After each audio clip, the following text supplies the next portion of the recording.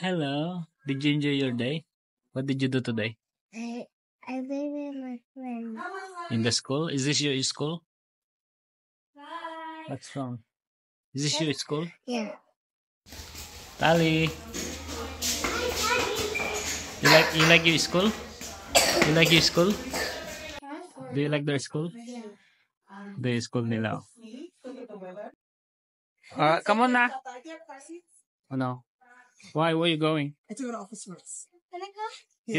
Hello. Come on, Tali. Ay mga makulsan, dito ako ngayon sa school nitong dalawang bata. Ayan, oh. Smile, Tali. Tali, look at me. Look at me. Are you wearing nappy? Show me. Are you wearing nappy? That's okay. Just wee-wee in your nappy. Okay? It's okay.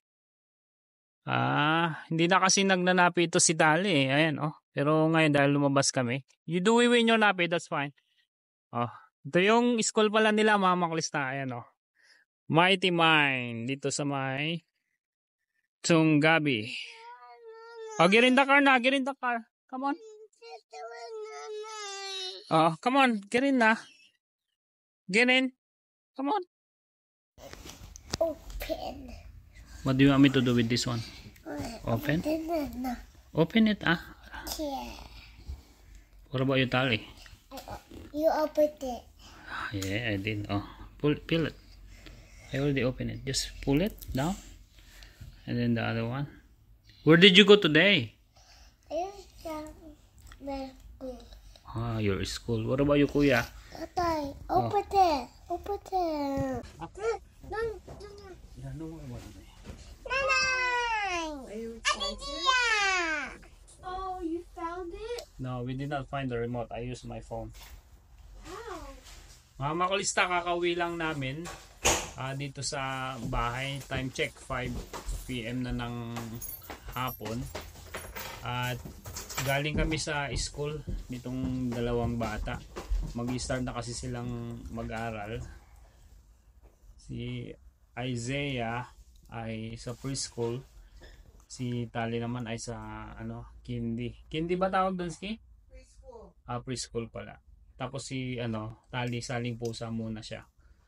So bali mag-start silang papasok bukas, Thursday and then Friday.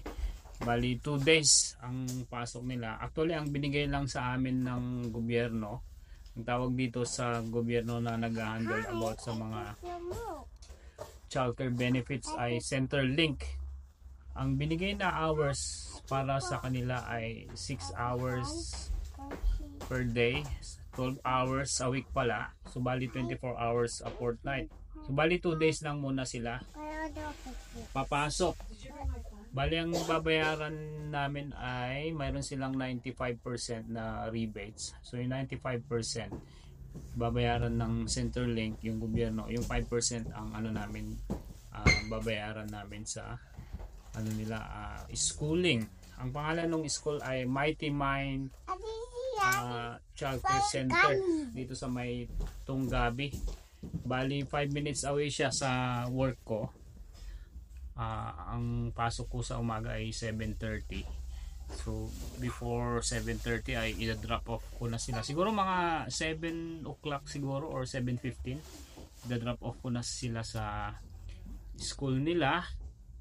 And then sa hapon naman after work ko, mga between 3:30 to 4 o'clock ay pipick upin ko itong dalawa. Si Jaja naman siya ang magdadala sa school kay Ate Zia. Kasi normally ang ginagawa namin ay itong dalawa ay sumasama sa paghatid at saka pagsundo kay Ate Zia. Pero ngayon hindi, dahil mag-start na silang mag-school. Tsaka si Jaja kasi kailangan niya nang bumalik sa work din. Dahil siya mostly ang nag-aalaga sa mga bata ngayon.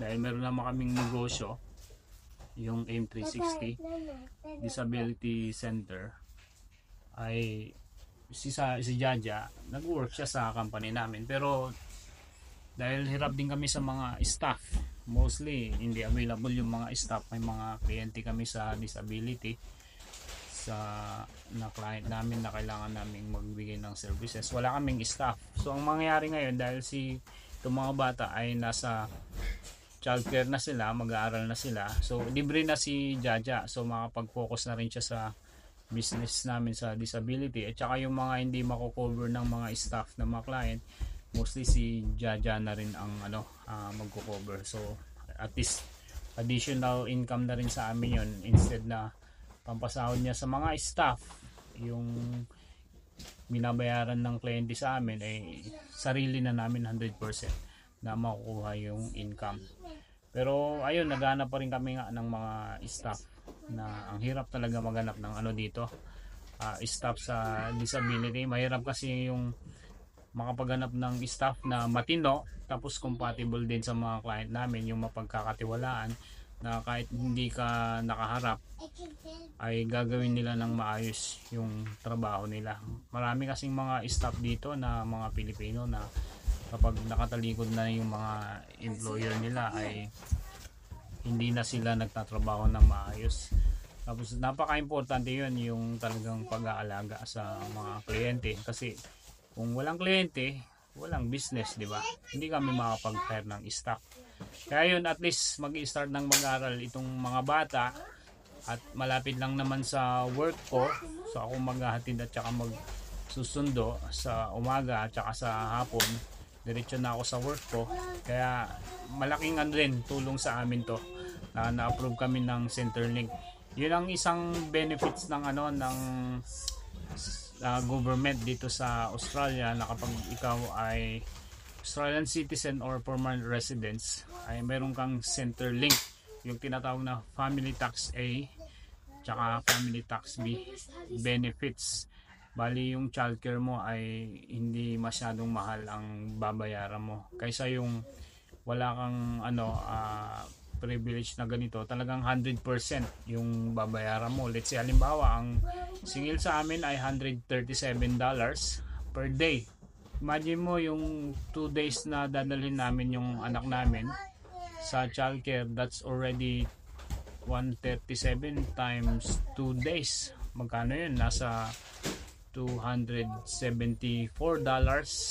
di ba? A week. Sa isang bata lang yun, dalawa sila, that's almost $550 a week na. So malaking tulong yun na mayroon kang childcare rebates mula sa gobyerno. Kapag international student ka naman at may anak ka o hindi ka citizen dito sa Australia, ay mas malaki ang babayaran mo, 100%, pero meron kaming 95% na rebates mula sa government. So yun yung isang advantage at saka privilege ng permanent residence tsaka Australian citizen dito sa Australia. Mostly libre na yung pag-aaral ng mga bata. Ito nasa almost, I think it's a private yun, Yoski. Private school yun yung papasukan ni Isaiah. Mighty Mind Center dito sa May Tunggabi. So yan lang mga makulisa, sana may natutunan kayo today na maganda ang benefits dito kapag ikaw ay Australian citizen or permanent residence. Kahit dalhin mo sa private school yung anak mo, mayroong rebates o tulong ang gobyerno, hindi 100% ay babayaran mo.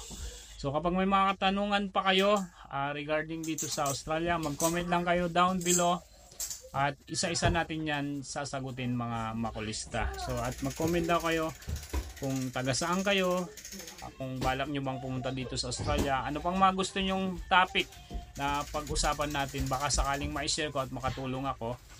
At yun lang, yung mga hindi pa namin subscriber pero alam ko nanonood sila ng aking mga video, please subscribe para umangat yung ating subscriber dito sa ating YouTube channel. Follow nyo din ako sa Facebook, sa Instagram at saka sa TikTok. Ayan si Tali, oh. Pwede na sa school si Tali. Kita nyo yung bag niya. Oh, what's your bag? Oh, Paw Patrol. Say bye everyone. Please subscribe.